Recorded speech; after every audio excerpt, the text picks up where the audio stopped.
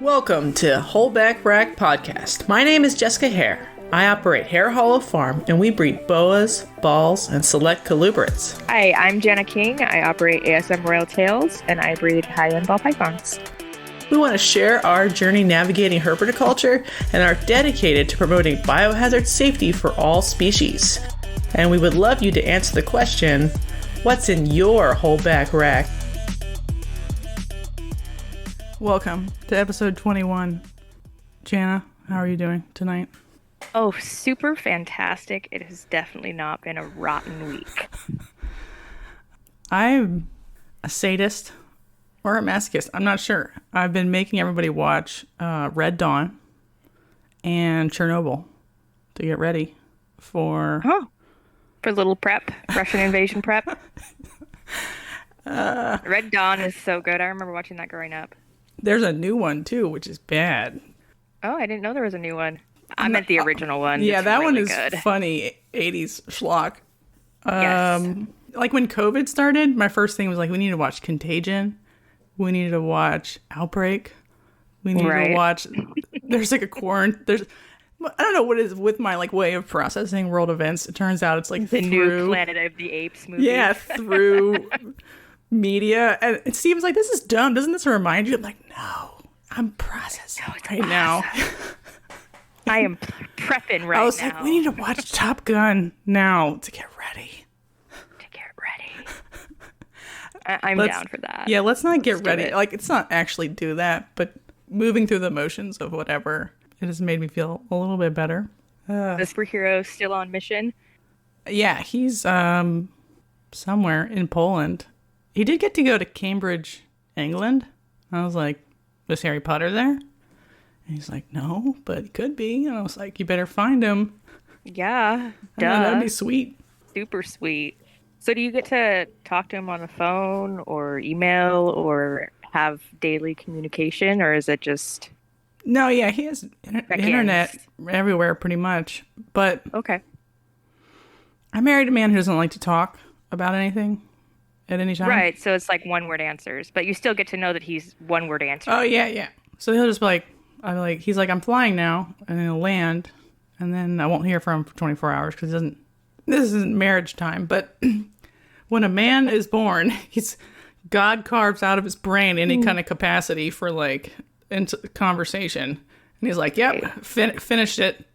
Finished that one. Good. And then Ready to go. Then he puts him on the conveyor belt, and then out comes the baby. But a woman is a whole being with an emotional interior and complex thoughts. Yes. But if you ask the man that question, he'd be like, a woman has like too much of a being. Too much stuff and happening. She's too busy sharing it. Fuck. Yeah.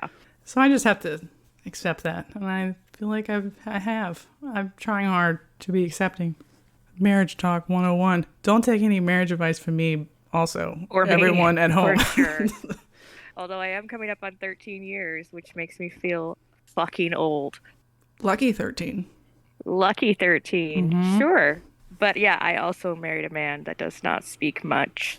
I actually hear him talk more than any other human being ever has heard him talk, but he's an engineer, so I also get one-word answers.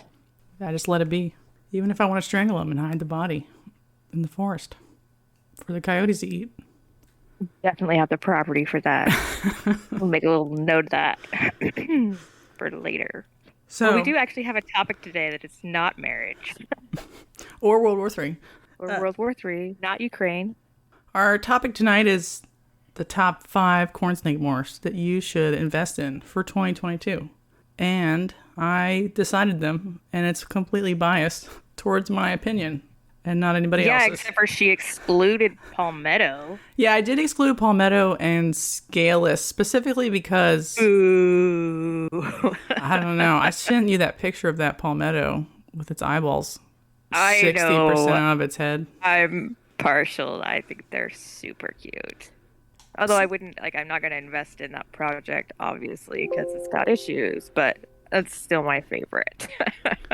Even with the dorky eyes. I excluded them because they're the 2 most high-priced ones as a standalone gene. So it's obvious that is the, investment ones. Correct. These Like are I actually ones, know what those ones are. right? These are ones that are up and coming where the price is on the rise, or they're a new morph that if you were to buy them now at $125 or something, you could have the next $500 morph in the right combo. Right. But I think No, I knew that. I Scaleless and just wanted to Palmetto are like toss the you some obvious. shit. Right. Right. Right. And a lot of these are quite old, but they're surging in their sort of interest, in my opinion.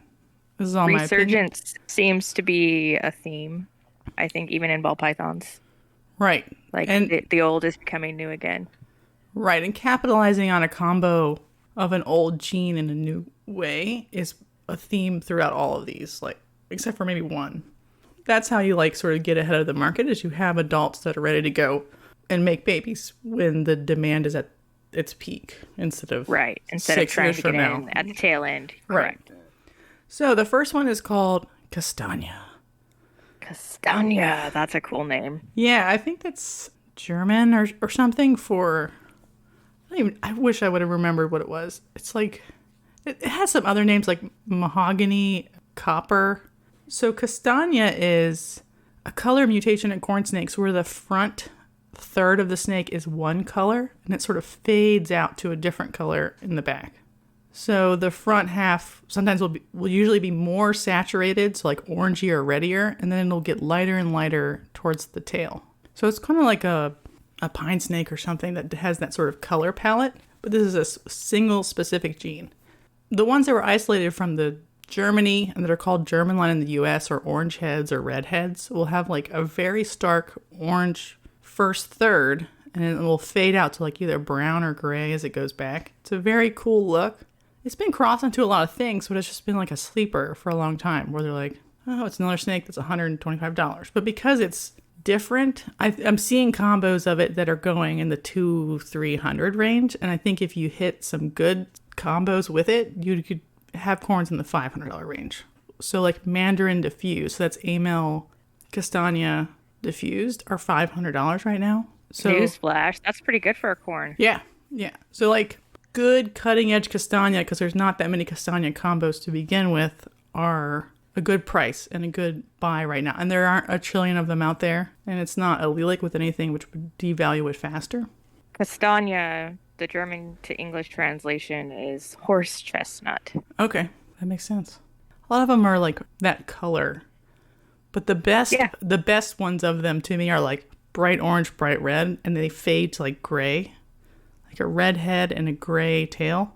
So it's like a Miami, but instead of like the spots being gray and red, it's the head is red and the It's tail. like an ombre. Yeah, so hot. So hot. We need Paris Hilton sound effects. So hot right now. So hot. Oh my gosh, we totally just aged ourselves. Whoopsie. And then Sorry, I'm feeling really old this week. You're not old. You're beautiful and young, and you'll live forever. Persimmon is a lava castania, and the really good ones will have really big borders because the lava has Okeetee DNA in it, and for some reason the combination of lava and a really good persimmon with some Okeetee flair in it makes the borders so washed out they look like calico speckles. I've never loved anything more than I love that snake that I don't own. So lava castania, aka persimmon. Hard recommendation. Yeah, I can't find any on Google. Yeah, because barely any of them exist. But there are some on Instagram, which you can't really search Instagram very easily. I think it was Steve Roylance who has some really nice ones. I'll try to buy some from him this year. I tried to look for a good picture too on Google, and I couldn't find one to even add to the list. That's how like so hot they are. So hot. Okay, the next one is Okeetee, and you're gonna be like, bitch, you're so dumb. Why would you say Okeetee is up and coming when everything is half an Bitch, Okeetee? I've heard of that. That has totally been done. Right. And Okeetee is a polygenic trait. Its features are that it's high amount of border around each saddle. There's like a black border on each saddle. This is actually one of my favorites. Right. And your Miami Okeetees are like, mwah. Right. And it comes out of the wild in South Carolina, usually with big borders. And It looks great. The normal definition of an Okeetee is 1.5 to 2.5 scales of border are black. And then an extreme Okeetee is more than, 2.5, 3 scales are black. The thing is, which makes it still exciting and good, is it's recessive to the thin saddle. So if you breed an Okeetee to a non-Okeetee to get the Okeetee into that combo, you will get shittier snakes the first generation. Maybe some okay ones. So it takes a lot more work and time to get really smoking hot Okeetee in a morph combo. So they hold value. That's good. I was going to say that holds value better. Right. So the more difficult, the better value. So you can definitely get $200, $300, $400, $500 for just a nice Okeetee combo.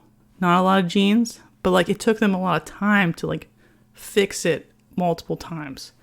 And extreme Okeetees are even harder. So if you can get a really nice extreme, how do you get an extreme? Do you have to breed an Okeetee to an Okeetee? Yeah. Is it like a super? Yeah, and then like maybe 25% will like count. But even then you still don't have any guarantees how good it'll be. So you have to keep, it's like a polygenically bred trait. It's like line breeding, but also...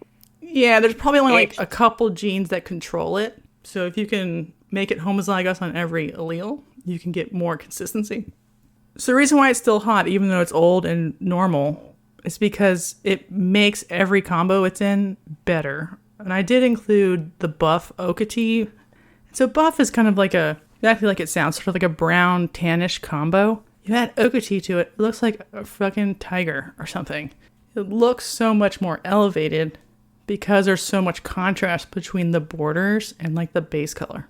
So whatever project you're getting into, I guess my point is, if you can get a high quality Okeetee version of it, it will be that much more saleable and that much more desired, and then the price will hold better. Right, because it's harder to make. I actually don't like the buff Okeetee. Sorry. What? I'm not a big fan of the muted. I really like corn snakes that are like the Miami Okeetee. I just like them when they're really bright and colorful, and I love the thick borders. Like I said, Okeetee is one of my favorite things to see in a pattern. Well, if you don't like that, God forbid you see a buff. Imagine like buff is just like a uniform tannish sort of looking. Yeah, those aren't my favorite. Right. I like the really so bright an Okeetee fixes this dominant trait buff in a way that I think. Oh, if you were like versus, like you'd be like, wow, what the That's F? Way better. Right. Okay. Okeetee can fix a morph that is relatively meh. I mean, buff's fine. I'm not in charge of it. Buff makes a very interesting, like, candy cane, like an AML type. Nope. I just looked it up. That is trash. What, buff, AML, candy cane? Regular buff corns are... Well, like, the Miami version with AML makes for a very orange and white snake instead of, like, red and white. So you get, like, because it's buff is, like, taking away a layer of red, but leaving orange and yellow. So if you make it Miami, you get a very like stark orange and white snake. There's different strokes for different folks. Buff is definitely not one of my favorites either. I probably wouldn't like go out of my way to add it. But I'm just saying Okeetee can fix a lot of things in a lot of projects. You just smear a little Okeetee on there and we're good to go. And the benefit of Okeetee is Okeetee stock is from the Carolinas. So those are bigger, more robust snakes. They lay more eggs. They eat better out of the egg because their eggs are bigger on just a day old pinky. They don't necessarily want a knoll scented or whatever. So like crossing back to Okeetee stock that's sort of more Carolina in terms of its origin is usually good for you in other ways also. That's really cool. I didn't know that. Right. And a lot of people are like, well, Miamis are all stuck on a knolls because they were from Miami-Dade County. And that was true originally, but half of the Miamis are not really Miami locality anymore. They're just Miami phenotype. So they're partial Carolina anyway. But if you have a line that's acting kind of wimpy, breed it to an Okeetee to like bump up the size, feeding whatever of the babies, etc. And that'll make your line stronger and so hot. So hot. Oh my God. Oh my God. I don't know why that's in my head right now. All right. Number 3 is golden. And golden is a lot like caramel. It is a ostensibly yellow enhancer, but also like takes away orange and red. So all that's left is yellows, browns, and blacks. But they bred it to a caramel and they didn't get a homozygous. So it's not the same as caramel or allelic. It's just another version. This is a new gene that hasn't been bred very much. And I'm thinking they'll probably release some visuals this year. So this is one where it's like, it's a new gene. People should buy it with like the speculation of doing like the new gene combo type things. And I just like that it seems more bordery from the beginning than caramel. Like it's got big border lifestyle already. And so it's like you already bought an Okeetee version of it or bred it in. So you can make Goldens that are Okeetee whatever from there and whatever combos you choose. I do like the dark outlines on these, but the color is really not my cup of tea. The yellow? The yellow. I mean, it's beautiful and I can appreciate it, but it's really not for me. I love the bold outlines and like I said, I can Why don't you like appreciate yellow? You like, I don't know. Do you like bumblebees? Hating on yellow today. Like I do like bumblebees, but in a corn snake, it's not the color that I'm drawn to in a corn snake. Okay, that's fine. But I said, the really thick, bold outlines, that's hot, but the colors just makes me sad. The yellow? Yeah. All right, that's fine. This is definitely opinion time. I'm just sort of promoting this one as a new gene that is not caramel, that someone could start to work and be making world's first of and combo out and see what kind of cool differences it has between caramel and that. That's why I selected Golden. Yeah, this one has a lot of drama around it too, and it's been passed around and yeah, it's had problems. It's supposed to be like the next hot one. So have they teased out the caramel yet, or are they still working on that? My understanding is that they don't want to tell anyone what's going on. Oh, okay, cool. Yeah. That's my favorite. Travis Weisler has most of the project right now, but I don't know if he's not a very outgoing guy. He doesn't social mediaist. Yeah, he does have an Instagram. He posts to it occasionally, but he doesn't, explain his projects or his pairings or anything. So I can't say. We do know Sarah Moore has a pair of 50% pos hets and some of their babies, but how long will it take for her to sort them out? I don't know. A long time, probably. But everyone else who might have some, I don't know what they're doing with it. But I was hoping Travis would have availability of visuals this year just to grab the first wave of... Right, for sure. Yeah. Number 4, Miami. So hot. Yes. In corn snakes, I think contrast is king. Because you can have a really uniform looking snake that's kind of brown and tan and yellow and a little bit orange and red. And that is fine looking, but getting contrast either by having the base coat be very different colored than the saddles, or getting contrast by having the saddles have huge big dick energy borders is how you make a really nice, appealing looking corn snake. So that's why Miami, even though it used to go for $50 or $20 for just like a Miami, is sort of on the rise again somehow. So Miami Sunkissed this year on Morphmarket that were from Walter Smith's lines were going for $500. So one old gene and a polygenic gene, $500. Big ones. Yeah, just because they were very nice examples of that. And then maybe a more normal example might be $250. And these are 30, 40-year-old genes. But people are re-looking at them and being like, what is the hottest version of this I can achieve through selective breeding? And if I spend $150 extra, how much nicer will it be, when I go to breed it? So people are valuing that. And Miami is one of those spaces like Okeetee where the polygenics matter.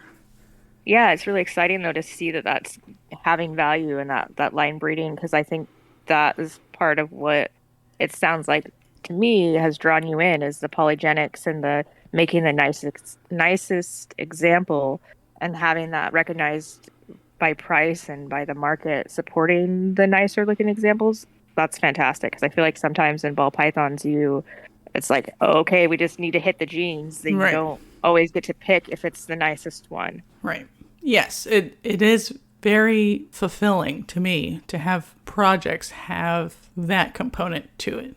So even though nobody cares about it in ball pythons, I do try in ball pythons, but Right. the market doesn't give a shit what you think. They're all the same price, pretty much, Right. most of the time. It sort of like gamifies it in a different way, which all we're doing is like playing with snakes in boxes for the most part. But if you can play with snakes in boxes in this way, it just makes another level of entertainment, which sounds silly, but we're all just wasting our time doing this weird hobby anyway.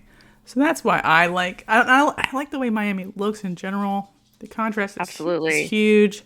Miami Okeetees are the best. Like you get best of both worlds. Super contrast all the way around. I want about 50 of them. And I want them to live in my bed with me and be my best friends. Also, right now we have like Miami in honey diffused, and some other combos. But there's a lot of Miami that hasn't been worked into other mixes. So we have a lot of stuff we still need to do because it's so hard to get a good version of it that might change our stars, might blow our socks off, but we just don't know. So we have to have more Miami combo types and then go from there. Lava, number 5. Lava is nice. This should be up your alley. I mean, it looks like a Technicolor red snake. Mm-hmm. When we were looking at balls and corns for our very first snake, I was very attracted to lava tesseras. Yeah, because lava came out of Okeetee lines also to begin with, it usually comes with a red enhancing gene. So you can have lavas that aren't as red, but they often just come with it, just a bonus. And so they just are really extremely vibrantly candy red color. Yeah, it's cool. Can't get that color in a ball python. No. They're very similar to Ultramel in that they're a hypotype that leaves the borders there, but just reduces the black so it looks sort of purple or gray. Ultra is allelic with amel, making the Ultramel. So that sort of decreases the price because it's relatively easy to make an Ultramel because there's 50 years of amels floating around. But lava is not allelic with amel, so it makes it harder. So it's the more expensive, harder to make version that has a sort of similar phenotype, with the benefit of it coming from Okeetee lines and having a red factor gene probably floating in it too. I have Ultramel too. I love it also. But knowing what I know now, I probably should have just only had lava and worked lava exclusively since they do very similar things. What are you going to do? Yeah, I don't know. The red's awesome. The purple's hot. Yep, I'll take 3, thanks. Yeah, I love the like purpley look with like a deep maroon red. And you're just like, how did it get purple? And you're like, okay, I'll just take it. It's fine. Ultramel tends to be like more from lines that are orangier. So they'll look orangey base with purple, which is cool too. But I think the red and such extreme purple, and sometimes it's so purple it looks white, which is crazy, which is what happens in the persimmons sometimes, and they'll look like a calico corn. I don't know. It seems great. 10 out of 10.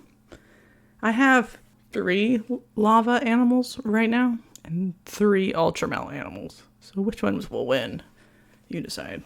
Didn't you just say that? That you're leaning more towards lava? Yeah, I do like it. I just, because it's not allelic with amel, you can't do the trick where you go get like an extreme reverse Okeetee snake and like quickly Ultramel it and make purple that way because they're allelic. Does that make sense? Absolutely. Right. So there's definitely space in the collection for both, but maybe in the end I won't have both. I'm not sure. It's confusing to me every day. Yep. I don't know. It's sort of like being like, should I have candy because I know it can be allelic with albino and then I can use it that way? Absolutely what I was thinking. Instead of having just lavender. And then you're like, well, Justin's in lavender, so he'll have like high-end stuff lavender. So maybe I should stay lavender and run that separately. It's almost the same thing. Like there's a utility to both, but the price bias and I think the aesthetics are towards lava because it isn't allelic. Right, so, it's the same with lavender albino. So hot. Price value is so hot. That's about it. So basically, Miami Okeetees. Mwah. Mwah. Yeah, Miami Okeetees are a good way to like 2 birds with 1 stone. Like you got 2 up and coming up and coming is a weird way to put it, but like resurging genes that people are interested in again. And when I bought that one female, I probably had 3 people message me privately, like, if she has eggs and you're going to release a pair, I want to buy it. That's amazing. Yeah, because she looks that good for what she is. I was like, cool, I might never release any though. So they're all mine. And I really could evil laugh, because to some extent I'm like, well, she's so much better. I should just keep all of her babies and just sell all of everything else. And that would make my collection that much better, because it's just a bunch of better. I might not do that, but like, I'm tempted to. Like, it's so much better. And listen, nobody messaged me to ask for babies for ball python clutches that I have. I feel people's opinions of it in my mind, in my subconscious. It makes her want to hoard things, people. So if you really want something, tell me it's ugly. You gotta neg it. Yes. Like, I hate that. Do not tell her it's amazing, because then she's like, I keep them all for me. She went, right? She's building follicles now. Okay, because she shed, and you weren't sure if it was a pre-lay shed. Did I say that? When I was at your house. Oh no, she shed. Yeah, that's a different one. Oh, okay. I think. No, this was your special one. I wanted to see her, and she was in shed. I don't know what that was. It might have just been like a pre. It could have just been her post. She already had a post-brumation shed. Well, she's been up because she's whatever. So she had a shed some time ago, then she shed it again. So maybe this one is the one that's her feeling like things are happening. I don't guess anymore with corn snakes. So she's not one of the ones that's laid. No.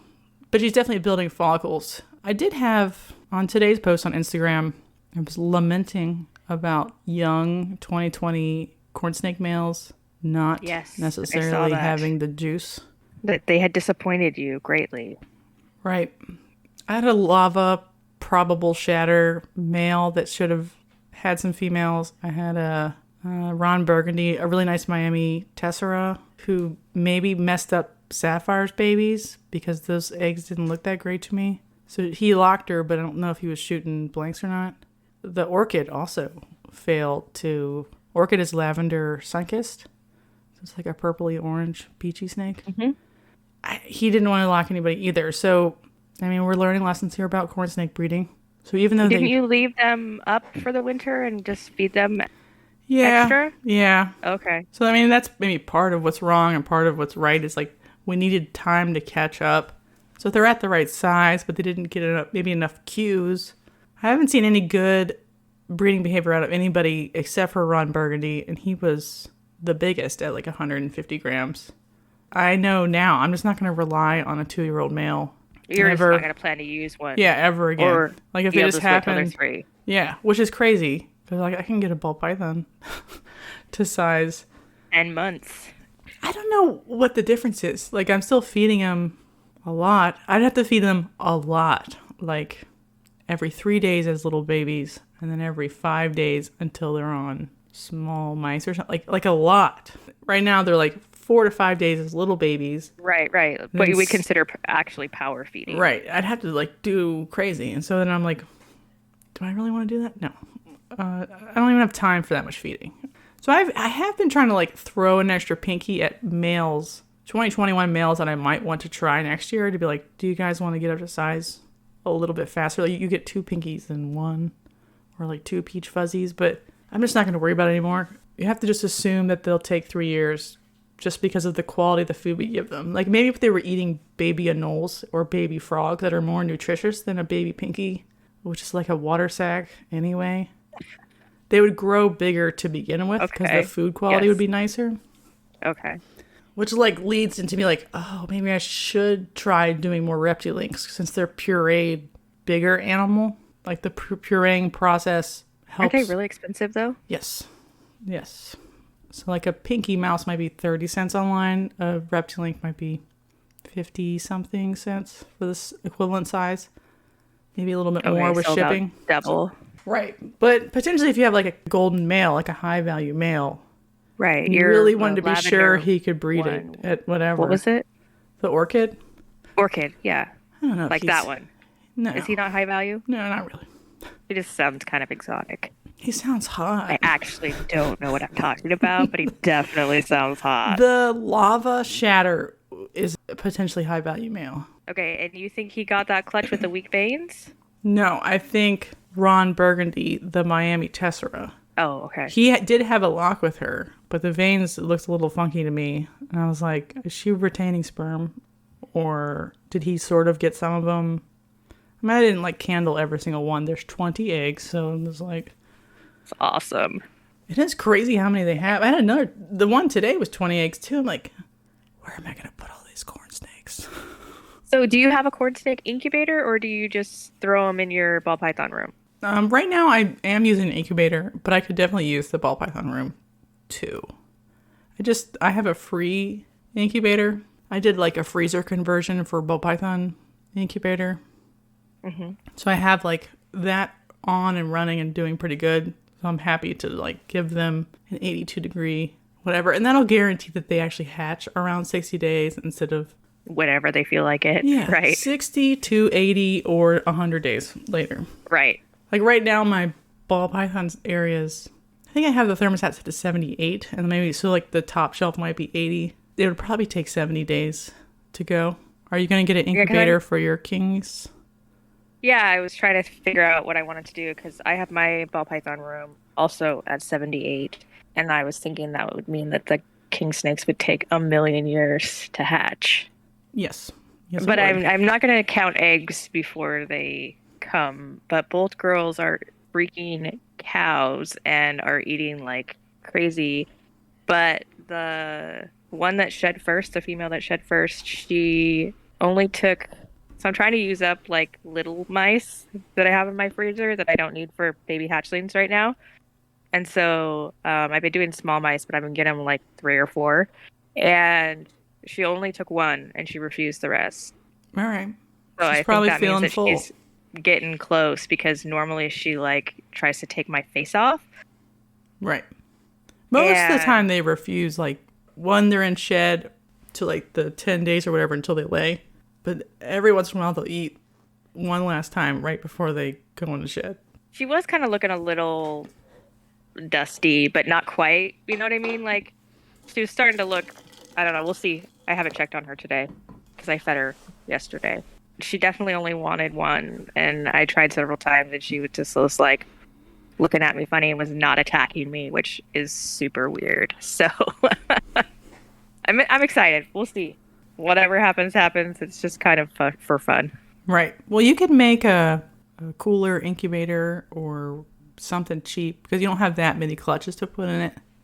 Right. If you wanted Yeah. a little bit more consistent temperatures. But you could also just stick it up there and just let it happen whenever it happens. They just wouldn't be ready by the July show if you...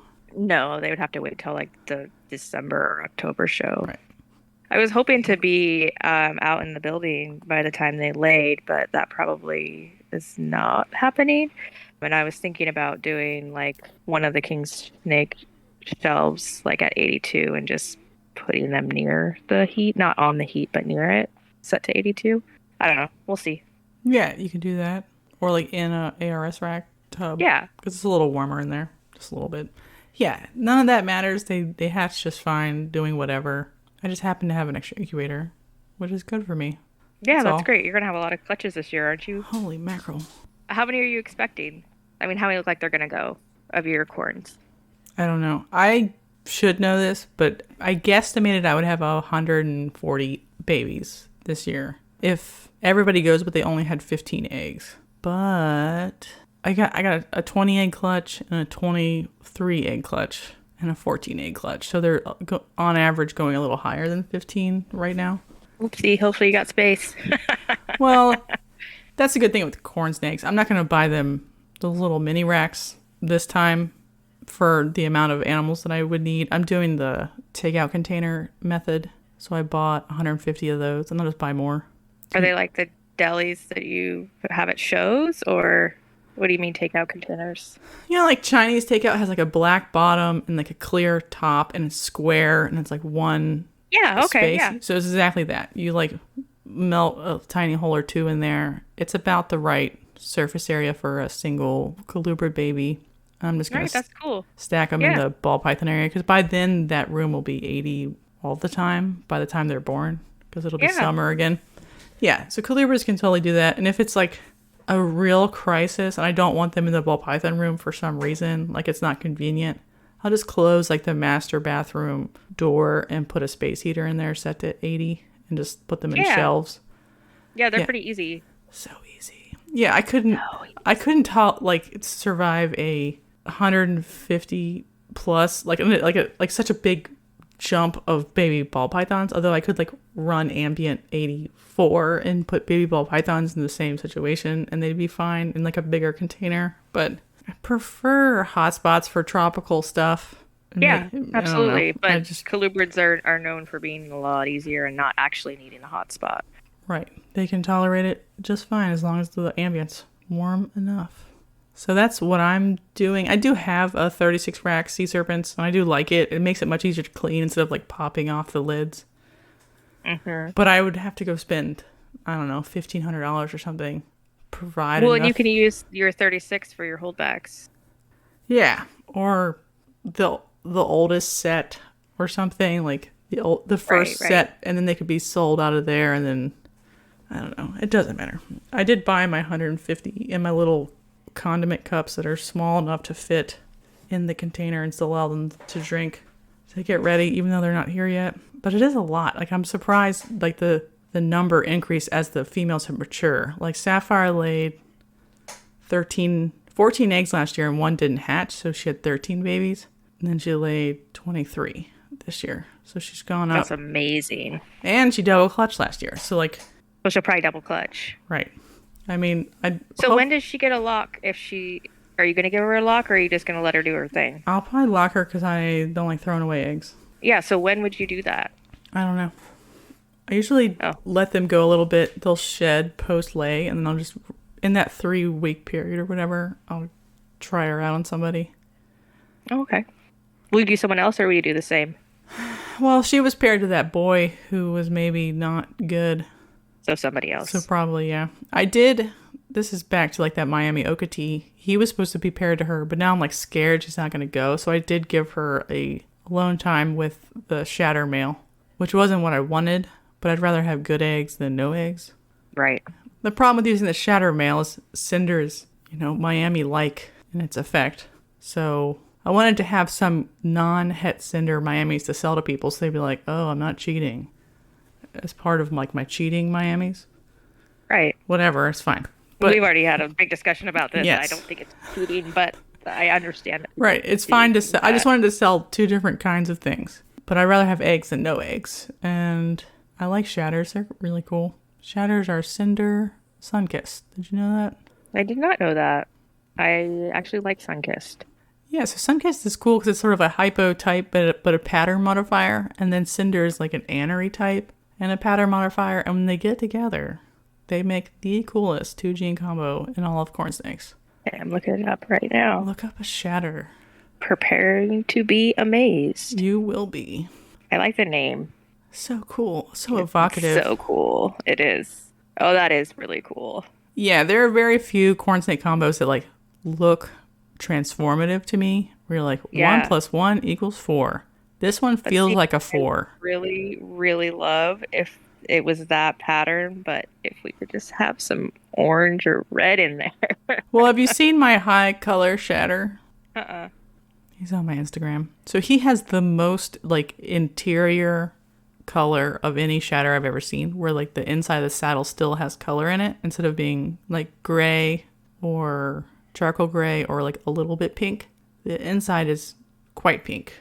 So my goal would be to make a Shatter pattern type that has as much color as we can force back into the saddle. So it would be like a Miami, but with the shape of the like shuriken, the like 4-pointed shuriken saddles. That's my dream.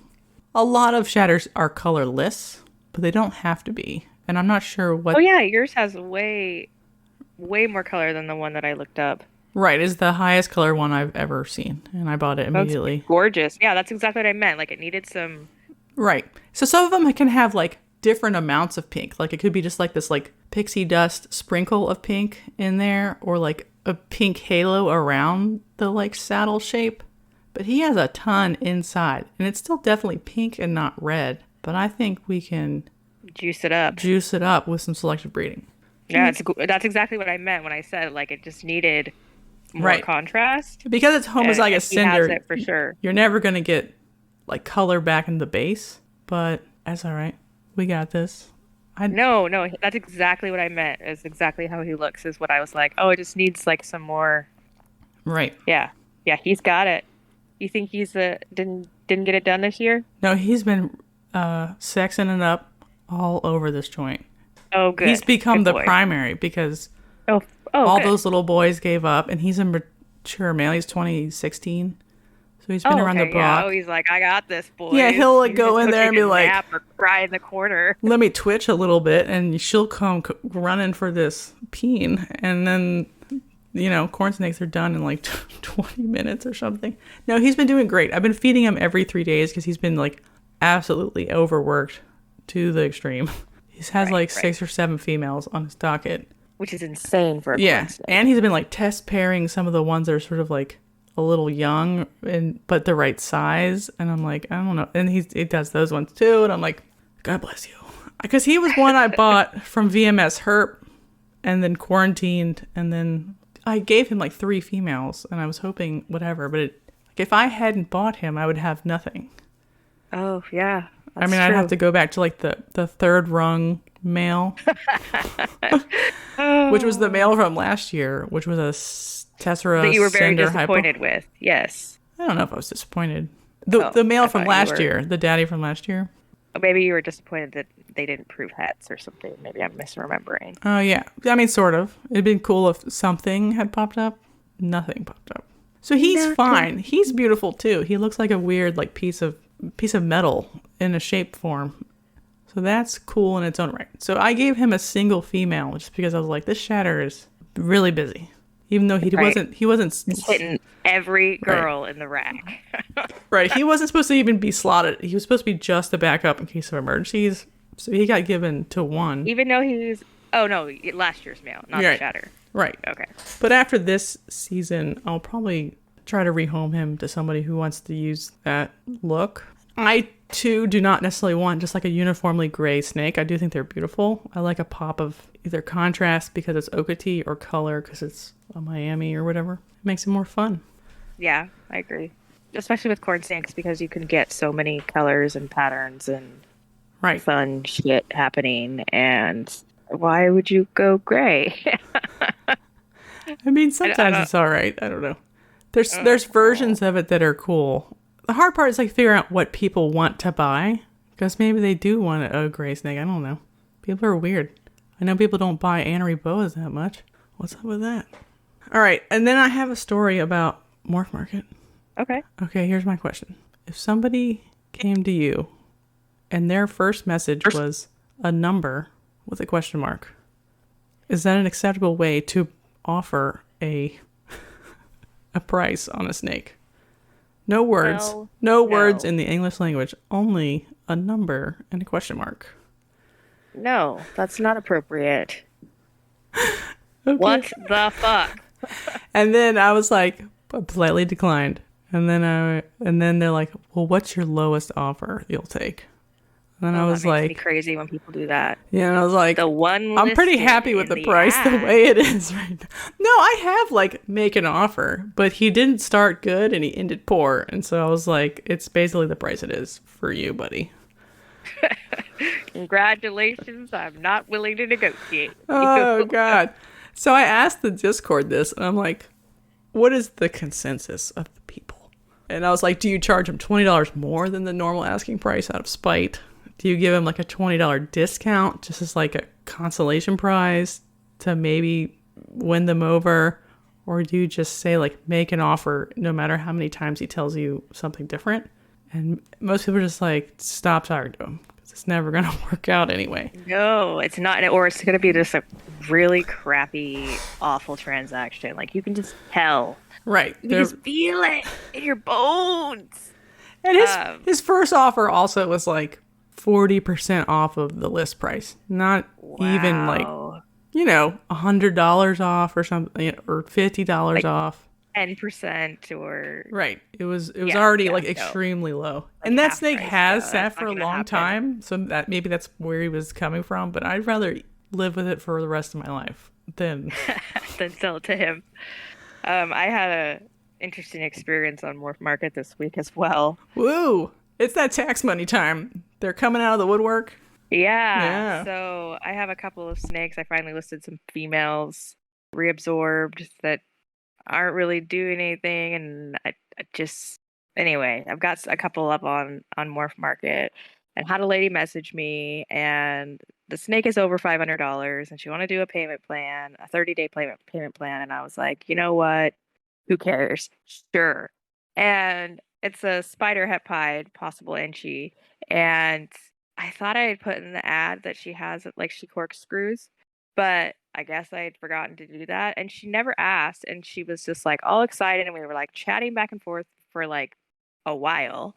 And she was telling me about her breeding plans and how excited she was, blah, blah, blah, blah. She sends her deposit. And then the next day, she's like, oh, I forgot to ask, does it have a wobble? And I'm like, But well, it's a yes, spider it's combo. a spider. It's a spider hepide. Yes, she wobbles. And I was like, sometimes she corkscrews. Sometimes she likes to just hang out upside down. Like she's a spider. And I was like, she eats great. She's pounding food right now. She's at 12 millimeters. She does great. There's no problems. But yes, she corkscrews. Yes, she wobbles. She's a spider. And she was like, oh no, I just couldn't have a spider like that. But she can still have a spider in I general. don't know. And so she was like, I'm gonna have to pass, and I know that you don't do refunds. That's fine. I register a policy to your other snakes. I don't see any that I'd like to apply that to. I'll just keep watching your store. And I know that I have like nothing coming up in my inventory forever. So But now you have the like 6-month payment plan, basically. I don't want to deal with that or her like checking in, what do you have for sale or any of that. It's like, you know what? I'm just gonna refund your money. It's Right. fine. Have a great day. Good luck with your next purchase, whatever. Right. Oh my gosh. I'm just like, why did I put any snakes on Morph Market? I should just no, no. Anyway, it was quite interesting, But that's and how you make money when you have to sell snakes, is putting them for yeah, sale. that's true. I just mean like I don't know, like I don't need to sell any of the snakes that I have currently. I could just keep feeding them. Like I'm not unhappy with any of the snakes I have. I was just trying to like reduce some spider, and I thought Morph Market was hot right now, and so I threw them all up there, and then like this is what I'm dealing with, and I'm like, oh yeah, that's why I didn't want to put anything on Morph Market till like further into the season. Did you get any better inquiries that were normal and maybe just didn't pan out because they weren't ready? But I had another breeding female that I have up that's a lesser, and she's up for $400, and they wanted to ship her to like Florida or something, and she's 2,000 grams, and so it's like $97 right now to ship. And then right. they wanted to do like a 60-day payment plan, and I was like, no thanks. Well, Like I just don't. I'm just nope. No, thank you. Have a great day. Like I'm just not about that. She's under $500. Yeah, I'm not gonna do a payment plan, and I'm definitely not gonna do a 60-day payment plan. right. Why are you on Morph Market shopping in that price range if it's gonna take you 60 days to pay for it?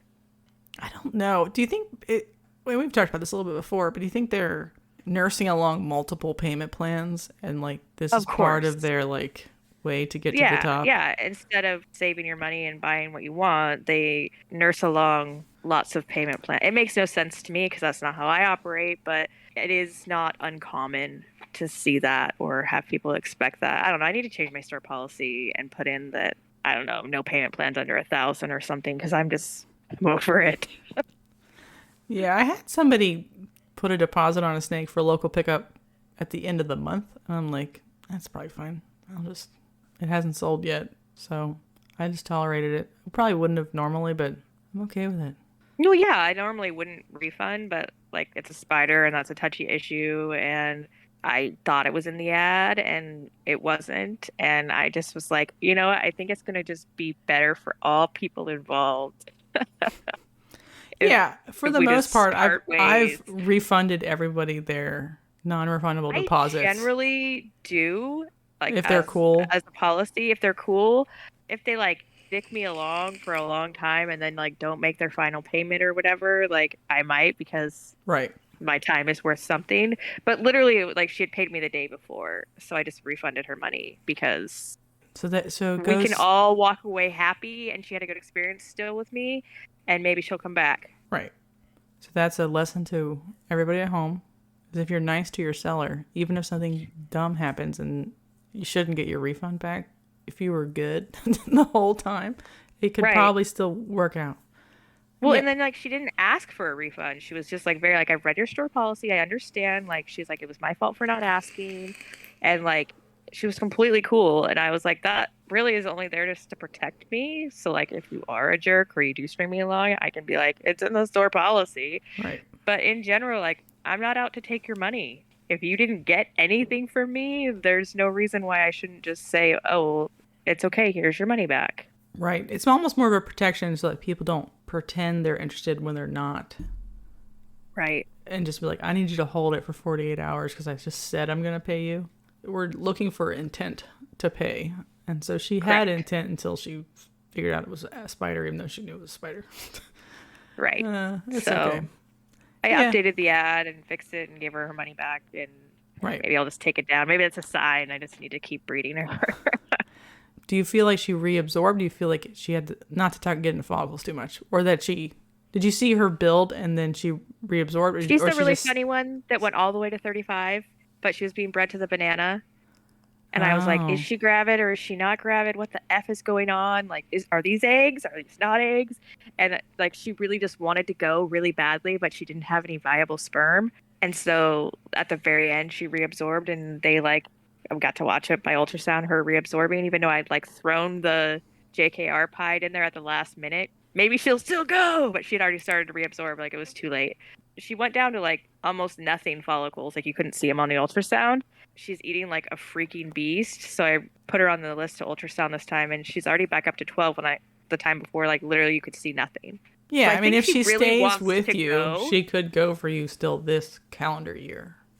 Yeah, You're right. so she didn't go last year, but the year before she normally goes in August. And so she's kind of on track for a late season clutch, if that makes sense. Like that would be her normal cycle, even though she reabsorbed in the fall. Anyway, she looks like she wants to go, and if she got some actual sperm that wasn't broken, maybe she would, but I would just leave all that stuff up there and it's all up there. Yeah, just it's just not getting any traffic. I don't know. She's just Like I need to part with Spider, but if she stays, she's hep-pied and can lay a clutch for me and I can sell her at the local show. right in the fall, easy. Right. So, I mean, I'm not sad about it. I don't need the rack space. I don't have anything new coming in, although I did get new snakes this week. Finally. Anyway, I don't need the rack space. Like, it's not a burden to have her or to feed her. I just am trying to be good and part with Spider. And since she's like not 20 millimeters right now, I was like, maybe I'll throw up and see what happens. All right, if anybody out there is looking for a inchy spider hep-hide female who's juicy and ready to go, contact it. Jana. She's slamming mediums every week. Slamming, bamming. 2,100 grams. Beautiful. No Nido. Mwah. No Nido. She's been checked multiple times, and recently she is a spider. She has a wobble. She does corkscrew and sometimes hangs out upside down. Yeah, that's all she wrote. That's all she wrote. The next thing I want to talk about is a recent incident that Bob's Boas talked about where he had 5 baby boas die from salmonella poisoning from feeders bought from Rodent Pro. Breaking news. Damn it, Rodent Pro. So this is something that happens pretty often and people don't talk about it or think about it. But different strains of salmonella that are not native to reptiles can get into reptiles and make them sick and kill them. If you know that's what's happening to them, you can give them antibiotics, but sometimes they just die right away. And freezing rodents doesn't kill the salmonella. Just like, I don't know, you can get salmonella in ice cream and they'll have ice cream recalls. It's frozen. It's very frozen. It's still very frozen. It can still be an infectious agent. Are you sure the ice cream's frozen? So frozen right now. I'm not sure. So that's something I just wanted to bring up. I'm not necessarily shitting on Rodent Pro again. But that's the name you always hear.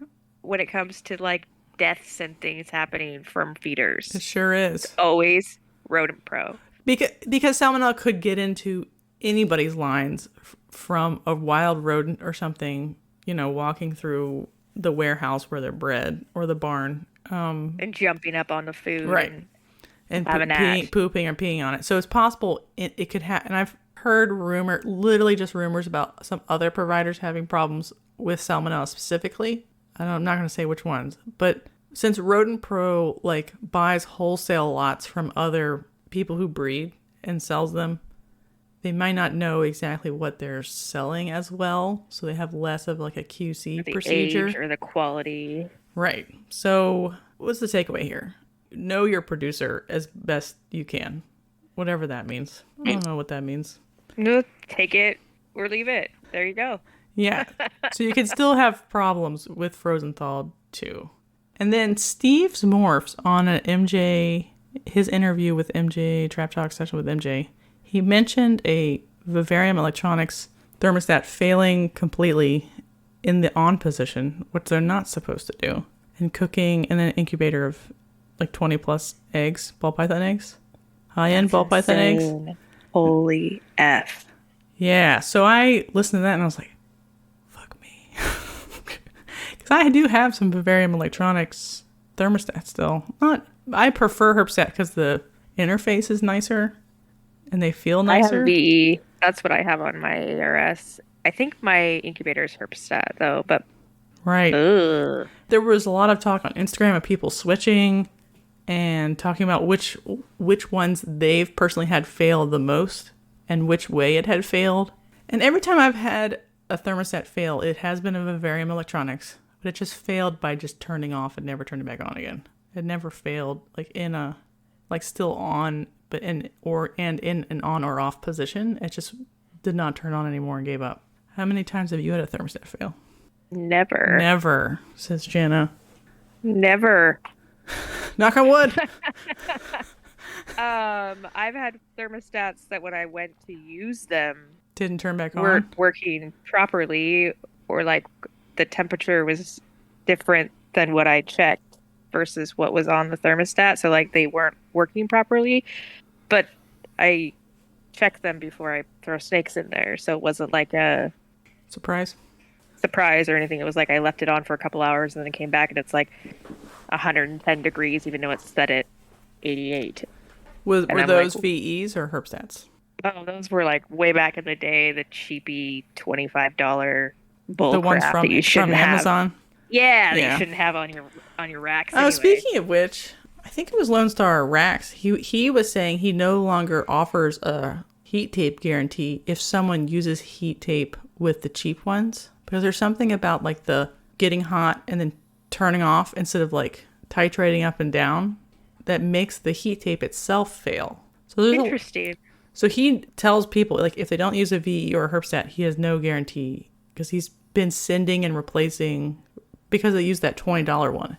And that one I've always thought was kind of okay, not great, but if you need to save up some money to get a real thermostat, it's safe enough. Yeah, all my original ones were the cheapy ones, and I've been replacing them one at a time with.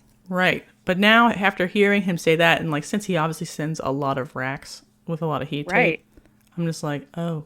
I do have them on Vision racks with heat cable because heat cable can't get hot anyway. If you let heat cable run totally uncontrolled, it still maxes out at 110 degrees. Okay. It just doesn't get hot enough to do anything even uncontrolled. So I use it on that to just bump it down a little bit, but I don't use them anywhere else currently. And I use all VEs on mine, except for I think my incubator is a Herbstat because it's built, it's screwed into it. Right. Yeah. Would you switch to all Herbstats, or would you, in your opinion, or would you just be replacing your VEs as they break from falling or whatever? What are your thoughts on that? I don't like change. Jenna doesn't like change. I don't like learning how to use a different product. And so I feel comfortable with VE, and I haven't had any fail. And I've even like my first VE was used, and I still like haven't had problems with that one. So as a creature that does not like new electronic products because I'm not electronic wired, it's against my nature to be like, I'm gonna switch to something I don't know. Okay. So if more people come out and say that they're having that problem, I would absolutely change because obviously I have a lot invested in my snakes and I want to keep them safe. And also, having your incubator fail sucks. So I mean, for the sake of my business, if it becomes like a trend, then I absolutely would switch. I prefer the Herpstat interface a lot, greatly. When I buy new ones, I always buy Herpstats. The VEs I have are like legacy. When I bought like all of somebody's racks and all of their thermostats. Oh, okay. That's the only VEs I have. But I like so greatly prefer Herpstat. I will pay extra money. I don't give a shit. It's so much better. It has all of the information you need on the screen at all times. Unlike some I really other want to products. get one. I can't remember what model of the VE, and I know Herpstat has one that has the 2 temperature probes. Yeah, most Because of mine have that. I find because the one I have doesn't, and the multiples that I have are like the 100 or the 200. I can't remember. I think it's the 300 that has the 2, but my big ARS rack, the bottom is much colder than the top. Mm-hmm. And so that is an upgrade I would like to make when we move out to the new building, is so that I can have the temperature probe on the bottom and in the middle-ish. Because I think that like the ones on the bottom don't always eat as good as everybody else, like the bottom 2 rows. I agree. If it persuades you to do it, the Herpstat 2 with 2 probes is cheaper than the Vivarium Electronics 300 times 2, like that version of it. Oh, it's actually interesting. I didn't know cheaper that. than that. So if you want to, then for sure I would go Herpstat.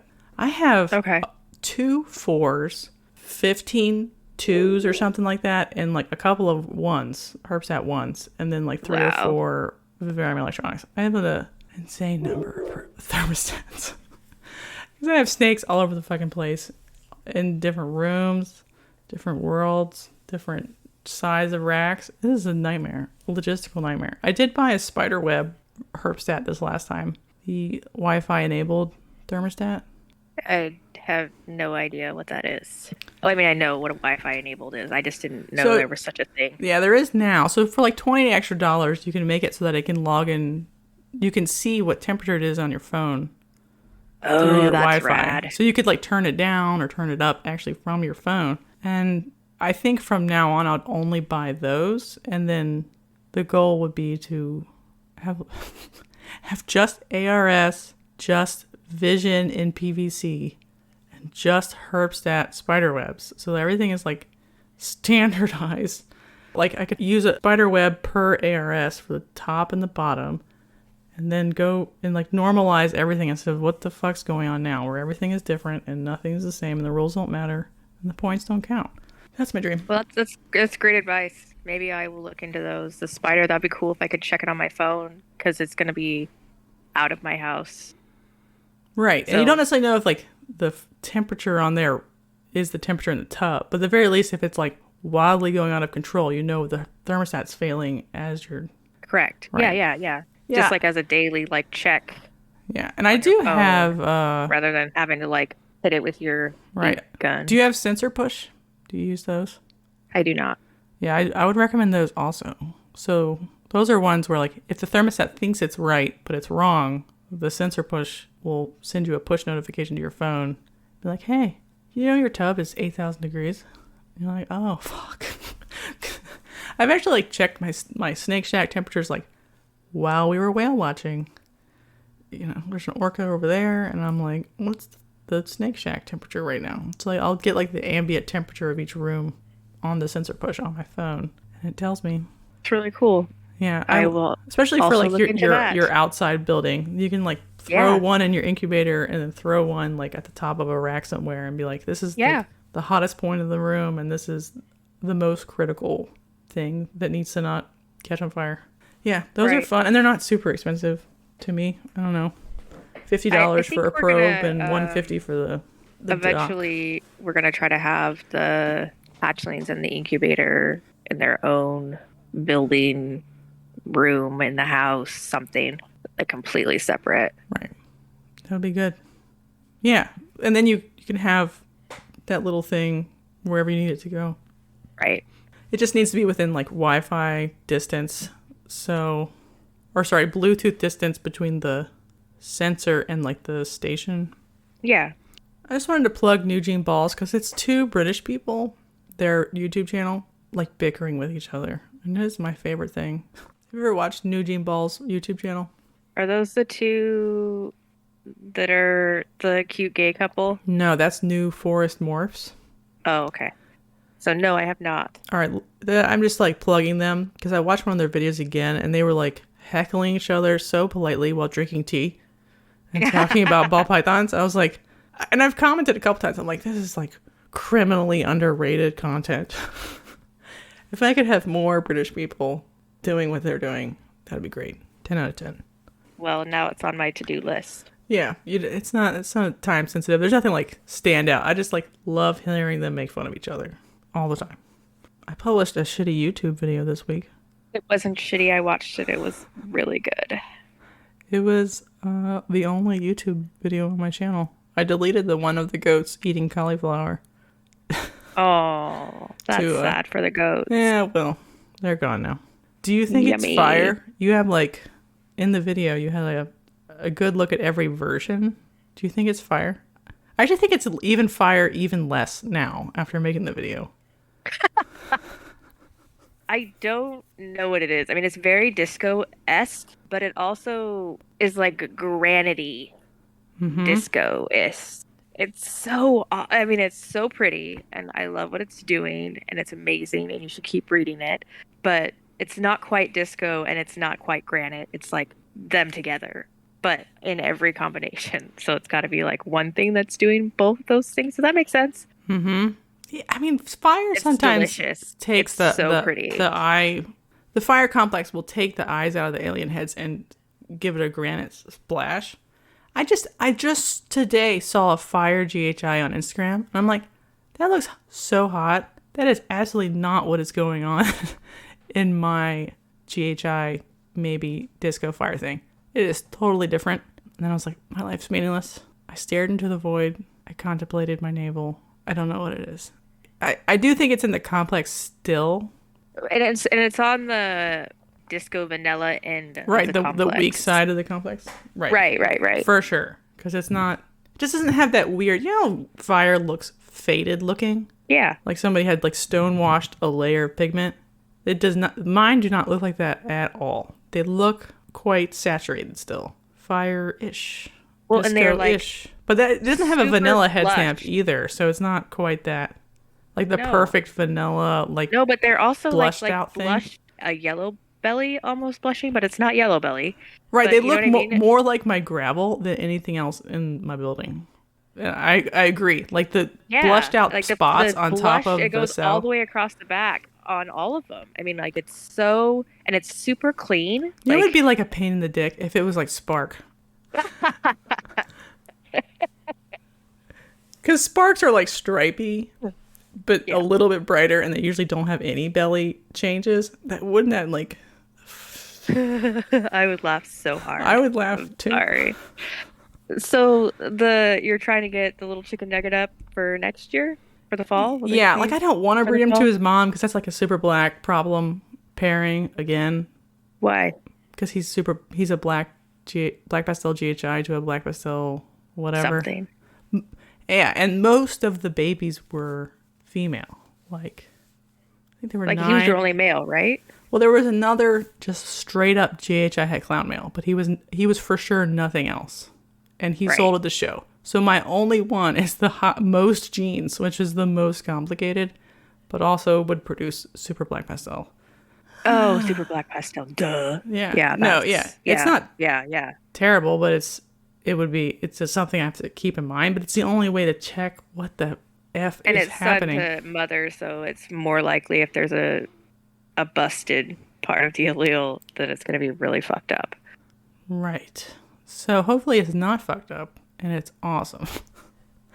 I would still do it he's big. He's all day probably long. fucking 400 grams or something. I don't know No, if I you could saw in the tell. video. He looked freaking delicious. Yeah, he's a monster. His exact same copy sister has been a little weird about switching from mice to rats. So she's like almost half his size still because she only wants live mice, no frozen thawed mice. But he will eat every 5 days, a small child, a hippopotamus. He'll eat whatever. So he's big. He's going to have his own set of 4 girls or whatever probably because he has a lot of genes He's so to sort gorgeous. out. Yeah. So gorgeous. I don't know. It's just like it's a really gorgeous cleaning gene. Like they all of them were like super blushed and like super clean looking. What's I don't the know. gene? Keep working it. All right, I will.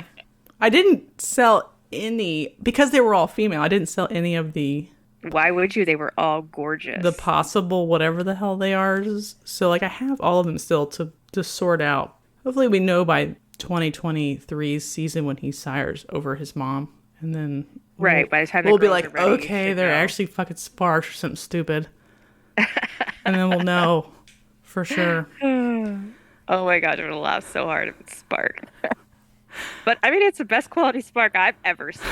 If it is, Yeah, I mean, just like it's Spark so has no nice. like monetary value, so it's you're like, ugh. No, for sure. Yeah. Yeah. I mean, well, with the No, other I don't genes, care it's what fine. it is. I'm just tired of getting confusing snakes.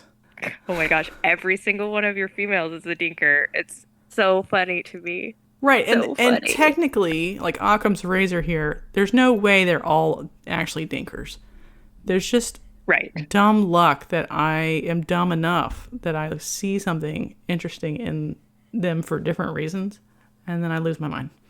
Just lose my mind, and I just do whatever I want because I'm an adult with too much money, apparently, and no self-respect. No self-respect. Apparently. Yeah. Just got to keep all the snakes forever.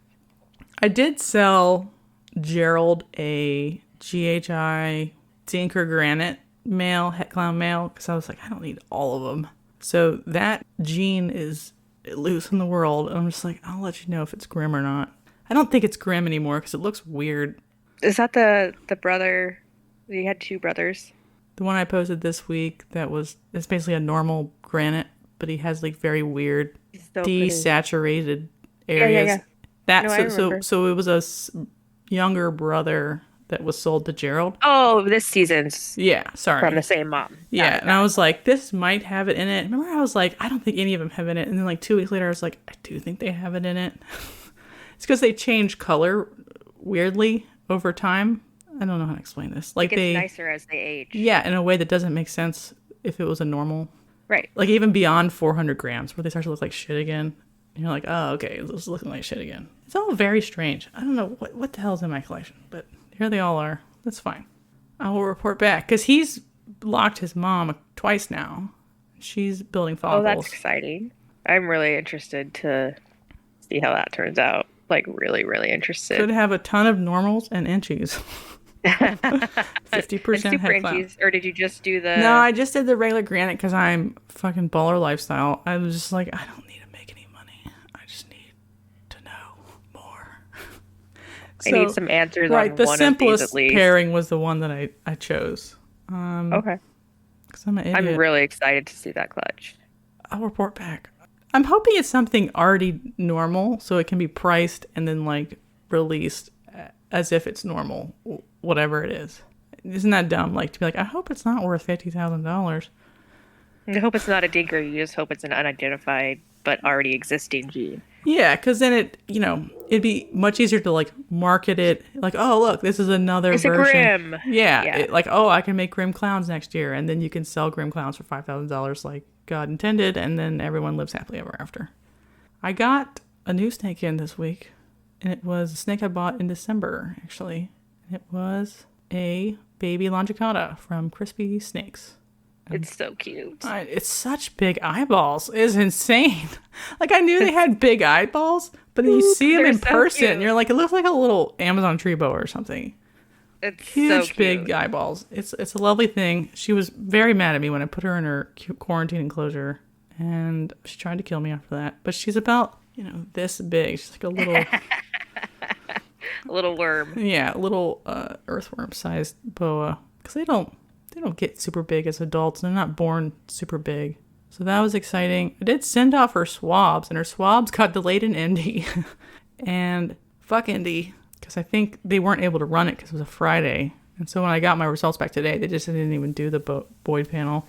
Yeah, So we'll have to send the other ones out. swabs also got delayed, but they asked me before if I wanted to run them anyway, and I said no, thank you. I'm going to send them fresh swabs. And what did you swab this week? I swabbed my clown pied male, Whee! and I also got with him a pied het clown female, and I have been waiting since November for this guy to come. The weather has been a jerk to me, and they were coming from New York, so Yeah, the weather is pretty. We're on the upswing for like good snake shipping yes, time. finally. I mean, it was just really touch and go, and I'm glad he's here. I need to put some weight on him. He definitely is not gonna. He's in August 2021, but he's definitely not gonna catch any end of seasoners. He's definitely gonna have to wait till, by October, November. He did eat a couple days after I got him. He ate right away, took it down, and now I gotta swab him again, which is frustrating. Right. My seller, she's been testing the piss out of her snakes for like 100 years. So like I was just doing it for fun. And I was like, okay, I'll just do it for just to be sure, right? And then it got lost. So I'll probably do it maybe next week or something. Find somebody else to swab to make it worth it. Because I don't know, what was your FedEx charge for the swabs this week? Mine went up $10 to $63 to FedEx my stuff. I was something around 50 something. I don't remember what it was. Normally I'm 54 and I was like 63. I feel like that was a 54. Maybe that's what it was. I don't know. I don't know. It was frustrating, and the person I bought from is okay with me testing, and I'm not like stealth testing because this is a lot of big dollars for these two snakes. It's frustrating to not have results right away and to have to resend it because it makes people twitchy. Yeah, it just drags out what was supposed to be fast. That's why I still prefer like a Tuesday for Wednesday shipment. Then you have 2 business days. Like if you swabbed it. I hate swabbing on Thursdays. It's always just like you're running your the risk and pray. Right. Sucks. I almost didn't send it. Like I just had this bad feeling. It's so funny. I was like sitting there and they're like wanting me to pay, and I'm like, I just had like a gut feeling like this isn't gonna work out because it's Thursday, and it was still like 10:30 on a Thursday morning, and I'm just like, this isn't gonna go my way. I know it. And right, and I was like super mad.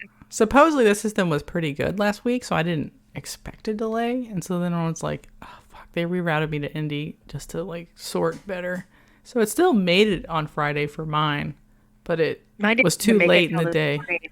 These fuckers, God. Mine did, yeah. This morning they got it. They're like, your package just arrived. I'm pretty sure it's not viable. And I'm like, yep, it's not. Go ahead and throw them bitches away. Yeah, it does suck. I mean, testing sucks in a lot of ways, but when you get like double dicked over with a FedEx delivery that doesn't actually make it on time, it sucks balls. I also did some like crypto tests, which all came back negative, so that's cool. I was just trying to fill out my box and I was just like, oh, let's just find some poop. I guess crypto does still keep me up at night. I want to know like what the background rate is for crypto. I guess is what I want to know. So we sort of know what it is for Nido. We know what it is for Arena. It's 20 to 30%. So like it's a very good idea to test. But I have so far have had 0% of all corn snakes, rat snakes, test positive. I'm not saying that's the rate in the world. So I wonder if it's more like... I have also had 0% test positive, but I have very few colubrids. I have 6 colubrids. Right. I don't know what the percentage is in the wild, like in a normal marketplace. And I don't know what it is like at a show. I would love to get somebody on who like has been testing for 30 years or something, which nobody's like that. And like what percentage they've seen from testing like hundreds of intake snakes over that whole time or whatever. I don't know. I mean, I feel like you've tested a lot of colubrids. Yeah, but I do the thing where like I'll buy 5 from the same dude or 10. I'll be like, okay, give me 10 of your babies. So if I test those 10, it's just a reflection of their collection. Correct. I didn't buy one Okay. from 10 different people. Okay. So, and that's just to save on shipping because they're not that expensive and they're small. So you can accidentally slip in 5 extras. Whoopsie. Slip in the tip a little bit. Just a little bit. And then you're like, dang it, I just got 10 more. And they're so small. They fit in your pocket, fit over here. You can just stick them in anywhere. It's easy. And then you're like, whoops, there's 100. Corn snakes. That's the corn slide. Slippery slide down into a sea of corn snakes. And you're like, dang it, I love it though. I don't know how I feel about teeny tiny snakes. So I've not had good luck with garters. And so I got some garters that were bigger and already well established eating whole pinkies. Are they doing good for you otherwise? Yeah. So their breeder she was removing each individual baby, putting them in their own container with their pinkies. That's how she was feeding. Mm-hmm. So like you can't just like set out a tray of pinkies, which is how I had fed my previous ones, where you just like set out food and they all like converge and eat. Mm-hmm. That's not how they were fed. So I have to like take them out and put them in their specified containers with their pinky mouths. Well, I'm always paranoid that I'm going to lose one because this has happened. And this week I was going through the enclosure trying to find them. They're in a bioactive. And against, all good sane advice, they are in a pet tank. I can only find 2. Ruh-roh.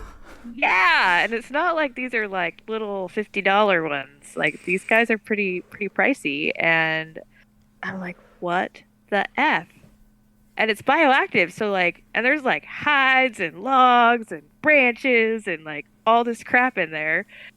And I'm like, I mean, they're tiny, but they're not teeny tiny. I mean, they're probably a foot long, and they're good size compared to like a brand new little baby tiny thing that is what I had previously. So they're not.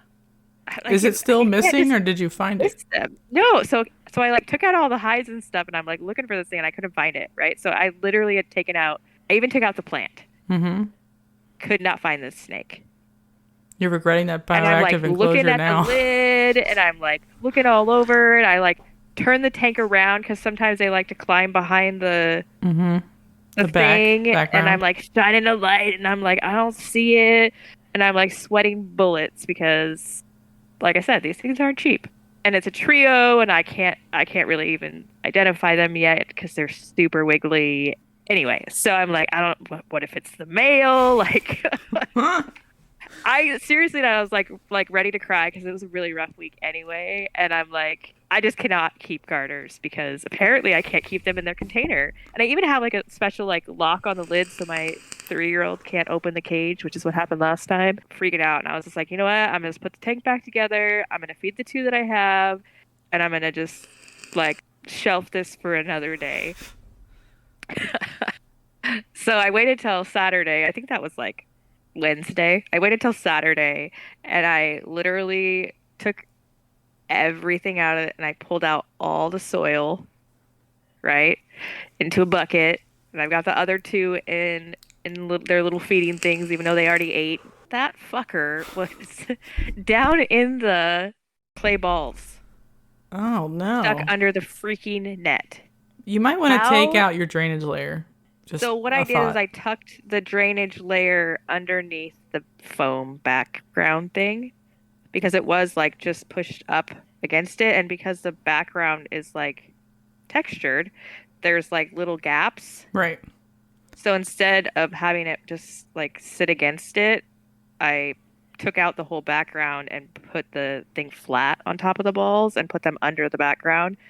And then like crammed in the background, so now there's no like gaps for them to get underneath it. Does that make sense? Yeah, I just like the Serpa design video where he made it for the Kingsnake. He ended up choosing to silicone the screen into the side just to make sure they couldn't sneak in because this is basically a snake in a bioactive enclosure problem, that they will invariably find their way into the drainage layer because they're little shits. So I would maybe, so if you're going to keep a but drainage I was also layer, like so happy that you there was a found little them. snake in the drainage layer because I was like, I literally like bawling and I'm like, I just can't keep garters and what am I gonna do when I have 40 kingsnake babies? And it was a rough week, so like it probably had nothing to do with the garters, but I was like literally like, I'm a snake failure. It was pretty dramatic. I'm sorry that happened to you. I do want to just tell you that just like having colubrids means they will escape somewhat regularly. Why? Why do they do that? They're They're, so tiny. It's not like they escape and you see this giant ball python crawling around on your floor. They're like this big. yeah, and there's a chance you'll just not see them again. Ever again. And then sometimes Like you will. sayonara forever. Currently, I have one free-range king snake, one free-range corn snake, and then I lost 2 corn snake babies in the snake shack last summer that may or may not be free-range or were eaten by chickens. Nobody knows. This is why I don't keep cobras. Wait. So you lost your king snake? Yeah, she's somewhere in the house. Probably in the basement at this point. Oh my gosh. That makes me feel so much better. Thank you so much. No, yeah, JT and I were talking about. He's like, yeah, I got like a free-range corn snake, a free-range king snake, a couple of babies. I'm literally losing my mind. I'm like, how do people keep these teeny tiny? And they're, like I said, they're not even tiny. They're eating whole pinkies. Like, they're pretty good size at that point. I've had them get out of perfectly closed vision cages because they just figure out that they can like bend the tub enough to make space if they're like persistent enough at like poking at that spot. So it's correctly closed. They just, if they choose to, they can, even though very large, like if my king snake is like 2 feet long. It just, I was gonna say she's not little. She's not like a little worm. Right. It just chose to leave and was like, fuck off. I'm gone. But those ones, I usually find them eventually. They get into the crawl space under the house. And then like the first warm day, they go out to bask on the side of the house. This has happened before, by the way. My husband loves me so much. And I don't mean to laugh about it, but like a little ball python or a little boa gets out, you can find them right away. Right away, within like 10 minutes. Right, they go to even if they're brand new hatchling, you can find them. They're big and they go to the heat 99.9% of the time in the back of some rack. Every rack. heat strip, and they're going to be on it. Right. A little corn snake, a little king snake, a little garter snake doesn't need the heat strip the same way. Well, maybe. Gone forever. And a lot of them probably do like die of, like no water or no food in a wall somewhere. Oh, Brianna messaged me. She's like, this apartment complex called me to come get this snake out of it. I think it was like Section 8 housing, so they weren't allowed to have pets anyway. And it was a corn snake found in like the maintenance, like it had crawled through the wall of whatever apartment was in, and then appeared like in a maintenance room and was found by the people, like the people who work there. And they weren't supposed to have pets anyway, and so they gave it to her to keep. And I'm like, that happens constantly. All the time. Maybe Lacey should go through. I don't know. It's just like, well, I have cats, and our cats bring us garters from outside all the time. My kids are always trying to rescue garters from my cats. Oh, okay, well, you just had a $500 snack. And so, like, I hear it would, like, between Wednesday and Saturday when I had time to, like, literally strip everything out of that tank, I would hear them out here, like, playing. They have, like, toys, like, little, like, catnip fish and stuff. And I'd hear them out here at night, like wrestling around, and so I'd come like running out with a flashlight, you know, see what they have. Please don't have my garter in your mouth. Yeah, what I'm saying is like better men and women than you have failed at the keeping colubrids in a cage challenge constantly, and I think it's just part of, unfortunately, the kind of enclosures that we have. You know, like you can't keep any colubrids in a snap top lid because they can get out the corners. It has to be a sliding lid or an exoterior where you've blocked off all the air vents because they will get out of there eventually. Makes me crazy. Yeah. And it's a pro part for ball pythons. Pro. Too fat to go anywhere. Even if they get out. Even if they get out, they ain't going that far.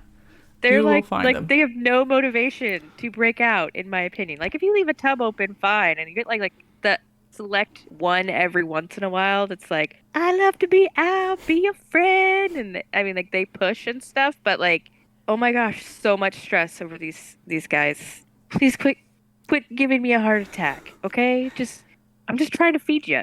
I just want to give you some food. Right. It did wolf down its pinky like instantaneously. Yeah, they suck. Sorry.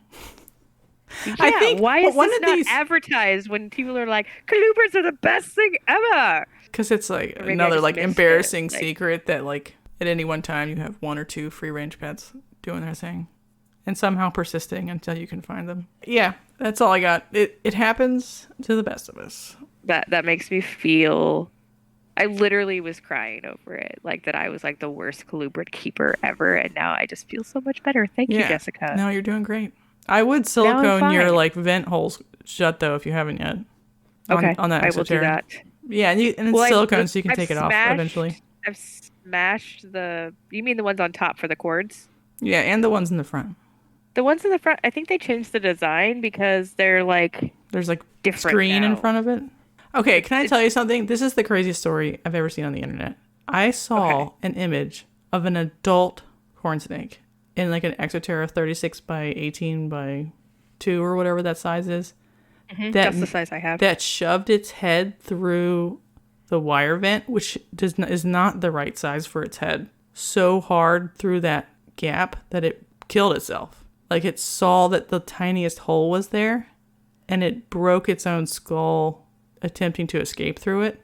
Even though it had a perfectly good Yes. environment. And there's pictures of this on like the corn snakes, I don't know, on Facebook ! Group. I think that's the group it's in. And I was like, I'm selling my Exoterra forever. It is never going back in the Maybe I house. will.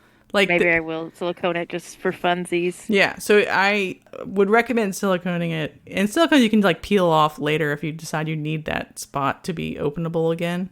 But I have never forgotten that. I'm like, people were like, we don't believe you that a snake would put its head to that because it's not the right size. And I'm like, snakes are real dumb. And then she showed the pictures of its like distorted, mangled head after it had like squeegeed it through this tiny little wire shape. Oh my gosh. So so I silicone all my thermostat probe holes for PVC now, and I'm like, I don't trust a corn snake or a colubrid not to put its head in something anymore. Usually a boa or a ball python, they don't do it like that. They are dumb, but they just aren't that motivated or have that much energy to escape. In my It's opinion, terrible, but I feel so much better. Literally, it is like I feel like I have to actively keep them from escaping. Like I just gotta stand here and be like, don't get out, even though it's like completely sealed. Yes, that is what you have to do. It's crazy. I mean, you might want to think about when you decide to upgrade to doing something different. I want to do a Viv, a PVC Viv with no holes, hopefully. Yeah, and I'm not even sure which door is better because I've seen them slide out of both kinds. Oh gosh. Both the fold down hate you and the right slidey now. side to side one. Yeah. My favorite PVC doors are the ones where it's a fold down, but it's like beveled. So when it closes in, it's like touching all the way around the bevel of the PVC so that the yeah. Contemplated, there's a conversion kit for a 20-gallon where you can silicone in the top a plexiglass door frame. Does that make sense? Yeah, but I don't know. See, to me, I mean, I'm going to be poo-poo it a little bit. When you turn glass upright like that and then you fill the bottom, the thing was not designed to be stuck up that way. I wonder how many times it breaks because it's on its side. I don't know, but I mean, then you know it's literally sealed on all sides with silicone. I don't think anyone should have glass in any way for any species also. I mean, you know me. I know. I literally hate it. Even for animals where it's tolerated. You know, I had a Western hognose in a bioactive for a year, and she was not eating particularly well in it. She's full of eggs right now. You know what she's in? That's exciting. A rack. Yeah. Yeah, I would never trust these things in a rack, though. Are you kidding me? A rack that has the right kind of clearance. The little sea serpents ones where the distance between the top, you might have to like get your husband to make you one where you're like, I want it to be only 1/16 of an inch I want it to be distance. nothing. I want it to like be so hard to open that I cuss at it every time. Yes, you That's might how have tight to it has make be. him do that. And then you don't have to run heat tape potentially. Oh Like my let's say you do like gosh. multiple like 28 quarts or something and you don't run heat Yeah. tape, just put it in your ambient and then they can be in their groups in that or 41 quarts or whatever. I don't know. We'll see how many of your king snakes escape. Oh my gosh. I'm now having anxiety about it. Thanks. It's just Especially those fucking visions. The visions are the worst because when you put their freedom breeder tubs in there, those are stiff. So they can't deform the tub, but the vision tubs are squishier so they can press on it and slide out. I still have a lot of snakes. I have free range king babies. It's fine. They're gonna get out and like take over the garter snakes and eat them all. Oh gosh. All right, now that we've Yeah. caused an ecological disaster, I think we're finished. Do you have anything I else? think we're finished too. All right, we did a We great may job. need to pare that down.